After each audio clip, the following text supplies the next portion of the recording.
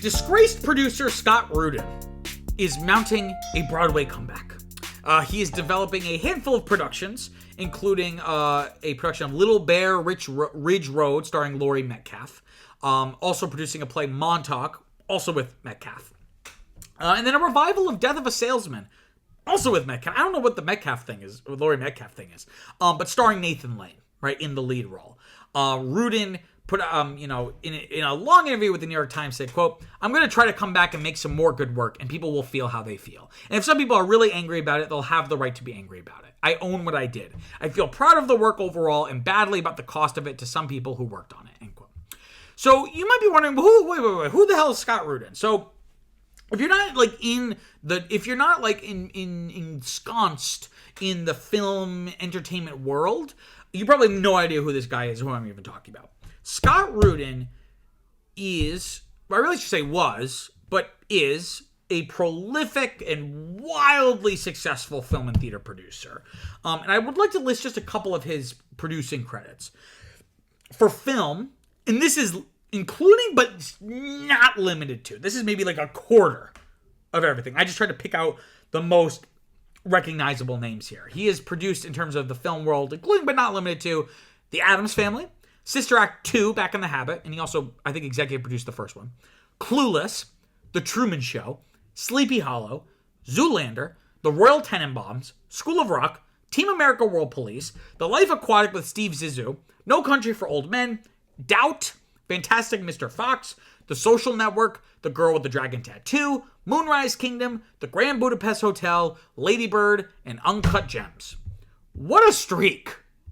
And also in theater, I don't know as much about his work in theater, but notably he produced the revival of Fences with Denzel Washington. He produced a little-known music, maybe you've heard of it, called The Book of Mormon. He also produced the revival of Hello, Dolly with Bette Midler. And right before COVID, he produced the Aaron Sorkin written adaptation of To Kill a Mockingbird for Broadway.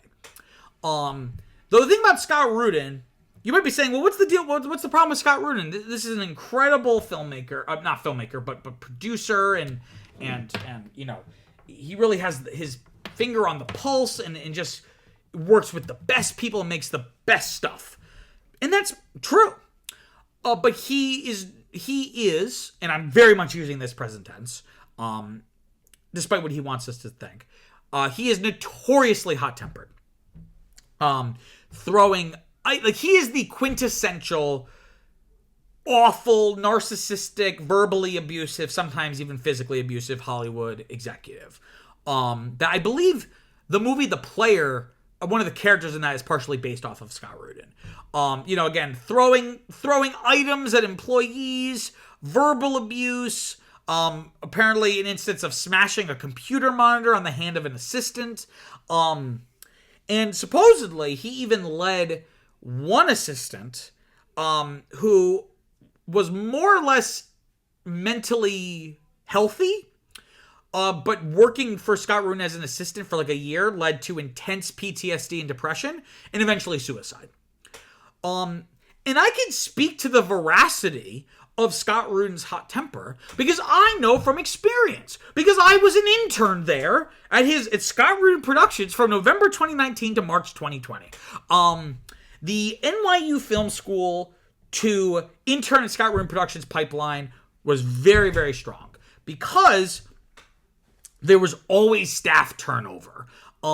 People were always coming and going, either quitting because it sucks or getting fired for something really dumb and stupid that did not matter at all.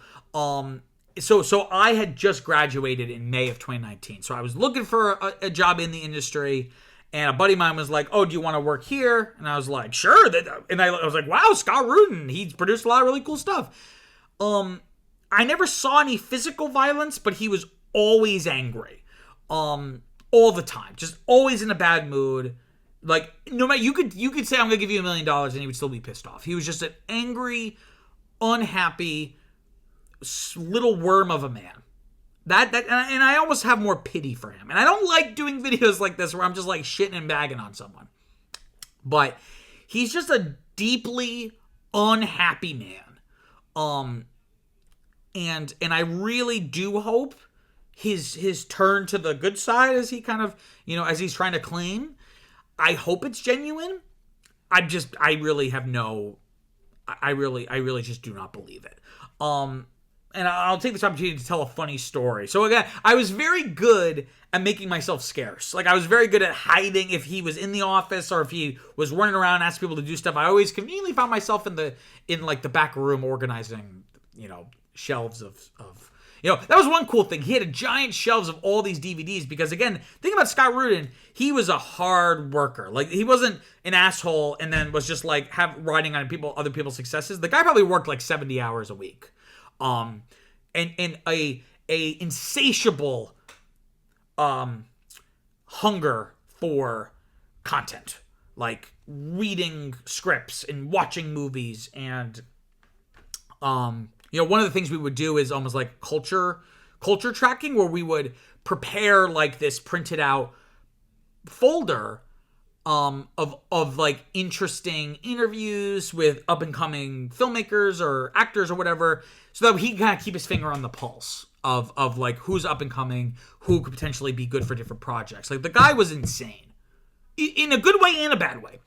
And I'll tell a funny story though. Again, like, the only real time I had to really interact with him was, most of the time the interns were scheduled. It was like like rolling starts to shift. So like basically a third of the interns would start at 6 a.m., a third would start at 8 a.m., and then a third would start at 10, and then they would, leave at 4 p.m., 6 p.m., 8 p.m., whatever it was, right? But one morning he had a really early meeting, so he needed interns to come in at 5. And I ended up being assigned to that. So I had to go into his office at 5 in the morning. It was me and one other intern and Scott Rudin. And he needed stuff printed out for this meeting, and of course the printer shits the bed and like isn't working. So you have me, this other intern from Buffalo, and Scott Rudin trying to figure out how to fix the printer, but not like in this fun, like, oh, the boss is helping us. No, like him getting pissed off at us because the printer wasn't working. And it was just so traumatic. And I should say traumatic. It was dramatic. It was just very funny. So when people came in, I went, I'm going to take a big anxiety shit or something. Because I'm like, I was really only here for an hour. And I'm like so wound up. Another time I had to get him a miso salad from Sweet Green. But then he didn't want any, like, lettuce or any kind of leafy green. But then I go and they're like, well, he needs a leafy, your salad, you need a leafy green base. So I was like, I called another intern and I was like, well, what do we give him? And they were like, oh, just get him kale or something. So we get him kale and I bring him the salad and I put it down in front. We plate it, right? If you don't know what plating, it just means you put it on a plate so he's not eating out of a to-go container or whatever. So we put it on a plate for him. We bring it into his meeting. And in the meeting, he's like, what the fuck is this? And I was like, it's your miso salad. He's like, I said no lettuce. And I said, that's kale. It's not lettuce. He was like, why is there fucking kale? And I was like, well, because they insisted on a leafy green base.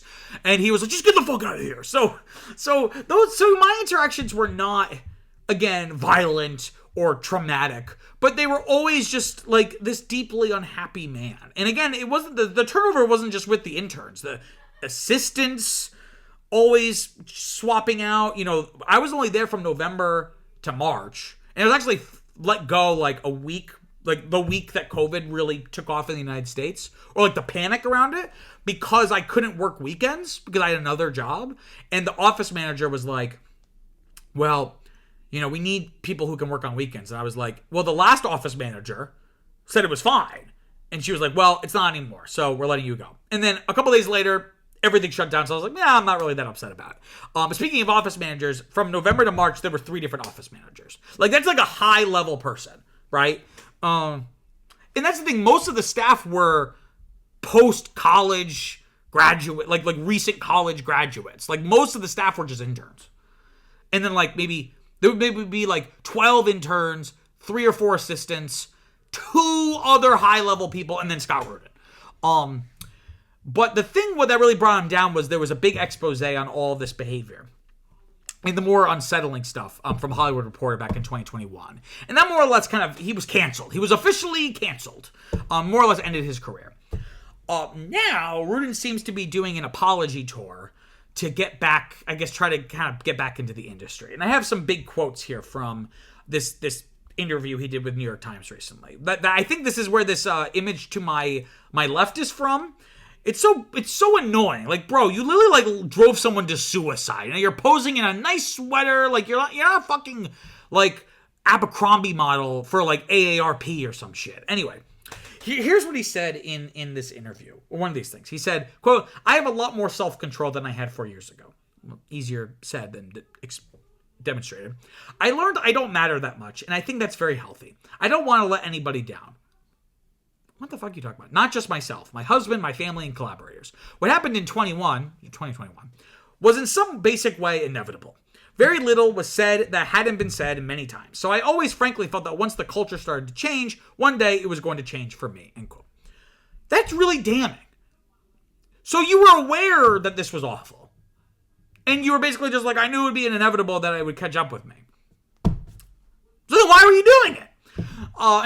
Going on, he says, quote, "A lot of what was said was true. Some of what was said wasn't true, but I didn't feel there was any point in responding to all of it because what's the point of parsing bad behavior? It was bad behavior. I own it. I don't think I was ever really in the dark about why I was rough on people. I knew why I was rough on people. For a long time, it seemed like a price I could live with. I wasn't really thinking about what price other people could live with because producing at the level of volume that I was requires a level of narcissism. If you don't inherently believe you're doing better than other people, why are you doing it? There are better ways to make a living." End quote. To that I say, fuck you. Because, like, I guess, and that's the argument people always say, is like, oh, he's an asshole, but, you know, he's such a genius. And, like, that's the price for his genius. I guess so. But the way he's framing it is almost like, I'm not an asshole, but I was playing an asshole in order to get shit done. Do you have to be an asshole when an intern brings you your miso salad and there's kale in it? Like how does that accomplish your genius? Like that's such bullshit. It's just because you're a deeply angry, unhappy person. And you need help. And supposedly he did go to a lot of therapy. So again, I'd like to give him the benefit of the doubt. Like if he has truly gone through the personal work to actually try to change and grow, great. But I don't buy any of this. Again, if you're really sorry for what you did, like, based off what we know about what he has done, if you were really sorry, Scott, you would be ashamed to even walk out your door, let alone try to mount a comeback. So you even trying to get back in the game demonstrates to me that you are not truly contrite. You're more sorry that you were now called out and canceled for it. And speaking of canceling, cancel culture doesn't exist. Everyone who's like, oh my God, cancel culture, it's a witch hunt. So many canceled people, quote unquote, are making comebacks. And you know, the thing about people like Scott Rudin, is that awful people, I'm not trying to make, you know, only God can judge, but people that do awful things, maybe that's a more charitable way to describe it. People that do awful things survive and thrive off the silence and complicity of others, right?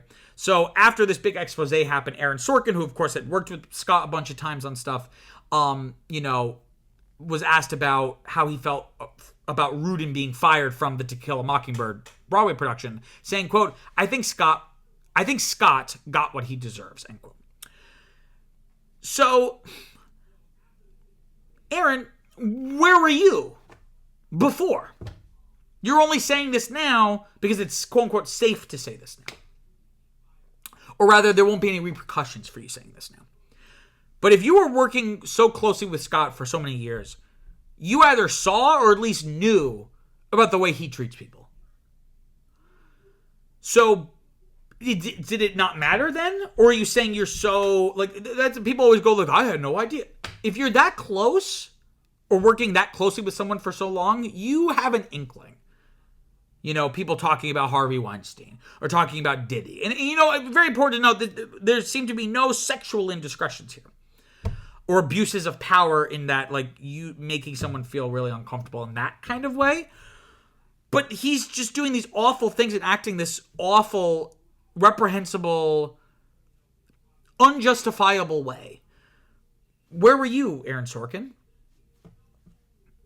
did you use your power and influence and you know, any of your not political will, but, you know, social cachet to improve the lives of the people that he was, you know, in some cases destroying? Where were you, Aaron Sorkin? And this is a really important thing about cultures like this, you know, or not cultures like this, just macro culture, our culture. Fearing retribution is one thing. If you are one of these women assaulted by Harvey Weinstein, and you're afraid of being blacklisted in the industry or whatever, and your livelihood is going to be in jeopardy, that's one thing. But fearing retribution is not the same thing as fearing losing out on benefits that you gain from being silent or complicit in someone else's bad behavior. That's two totally different things. Because in Aaron Sorkin's case, he's like, well, I'm not going to make as much money if I call this guy out, so I'm not going to do it. That's very different than fearing retribution. So, you know, again, I want to be a good Catholic and good Christian. I want to believe in the redemptive power of grace. But, you know, I just don't believe him.